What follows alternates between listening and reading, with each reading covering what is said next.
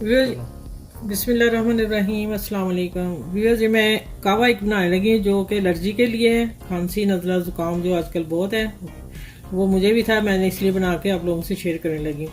ये अदरक 1 इंच का टुकड़ा मैंने बहुत बड़ी साइज़ में काटा कि इसका रस पूरी तरह पानी में निकला है।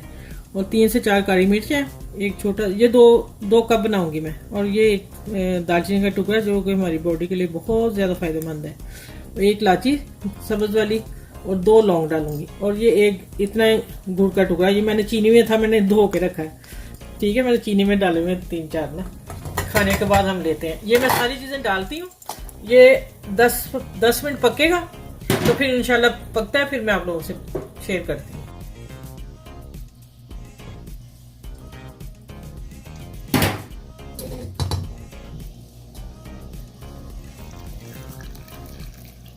अच्छा, तो ये देखें माशाल्लाह कितना कलर भी अच्छा आया है।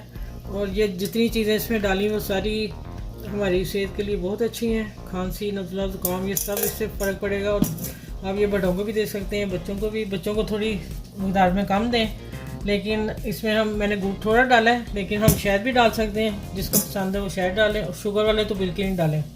बाकी ये चीज़ें आप लें, खांसी हर चीज़ इससे हटेगी सर्दियों में। ये कवा ज़रूर लें, इंशाल्लाह आप सब फिट रहेंगे।